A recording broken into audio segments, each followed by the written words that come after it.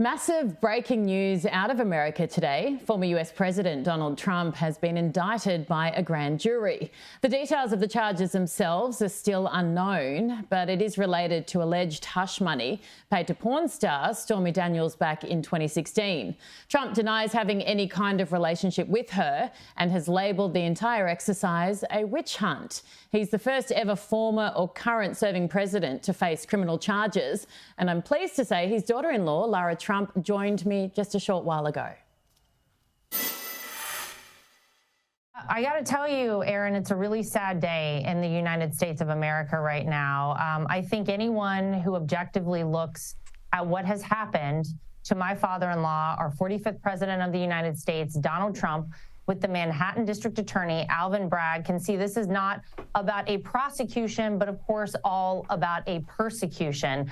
And I think we've seen this happen to Donald Trump many times.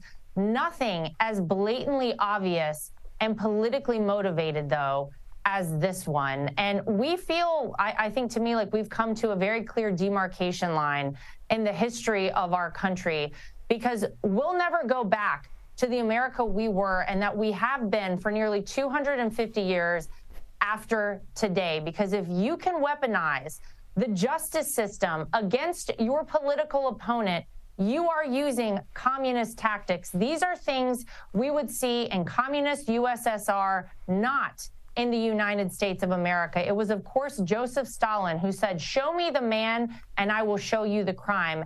And the Manhattan District Attorney's Office combed through 11 million documents from the Trump organization that involved my father-in-law. They couldn't find a single thing. So they had to go back to 2004 to a misdemeanor charge that everyone knows is not a crime in America. And they elevated that to a felony. By the way, at the same time that this district attorney, Alvin Bragg, demoted 52% of felony crimes last year to misdemeanors. New York City is in shambles. Crime is running rampant, yet this is where he has focused his time, energy, and taxpayer money. It is absolutely disgraceful, disgusting, and totally un-American. I think everybody tonight sees it for what it is.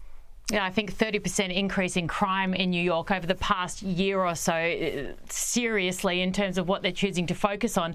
I know that your father-in-law tweeted or truth socialed about this last week, but did it still come as a complete shock? Did he actually think it would happen? I mean, I think we all probably hoped that humanity would reign here and that people would take politics out of it and really look at this and the precedent that it ultimately will set here in the United States. And I think we all had hoped for something different, for a grand jury to say, you know what, there really isn't enough here. We know this isn't a crime, and we know that if this goes forward, nothing will happen with it.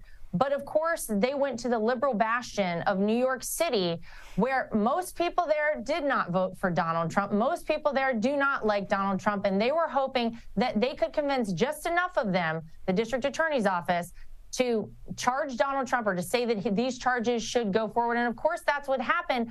But what we say here in America with grand juries is that you can indict a ham sandwich because you only have to convince half the people on the grand jury plus one person that it should go forward and an indictment should happen. And of course, that's what we've seen here today. So obviously, it's disappointing. I would love to say we're totally shocked, but at this point, honestly, Erin, in our family, nothing comes to us as a shock anymore. Have you spoken to Donald? And if not, do you know how he's doing? I haven't spoken to him since this happened, but, you know, I think more than for himself, I think he's really sad for the country. This really is a dark day. It's really a sad time, and it really will change the course of events in America going forward.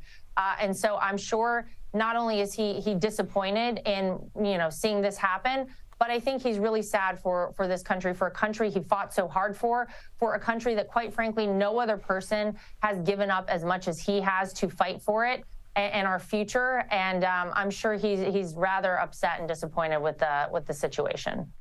A mixed reaction, as you'd imagine. In terms of where to from here, do you know what will happen next? Well, I understand that he'll probably be asked to go to New York. They'll probably try to make a big scene out of things and make sure that everybody sees him under arrest or being charged in some manner. There's an arraignment that will happen, of course. But I don't really know after that, because it feels like they really opened up a Pandora's box. I think people are very upset.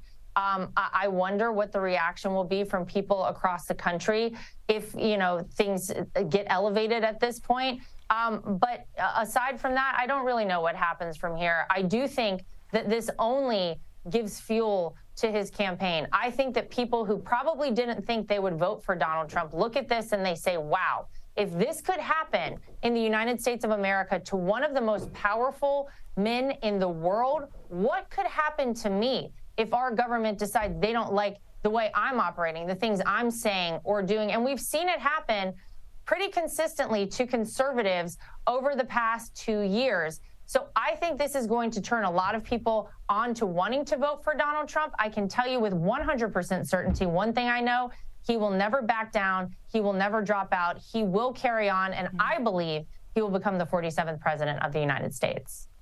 Yeah, I've seen someone in the Republican Party say that he should step down right now. Others say this is $1 billion gift for him and think that what you said will come true, that he will become the next president. Do you think that this will actually galvanise support behind him to the extent to which maybe you couldn't have imagined before? I think so. I think this is a really scary time in our country, and people can put their politics aside and say, wow, if they're able to do this to Donald Trump, then really all bets are off. Then what kind of country do we have if you can weaponize our justice system against somebody for politics?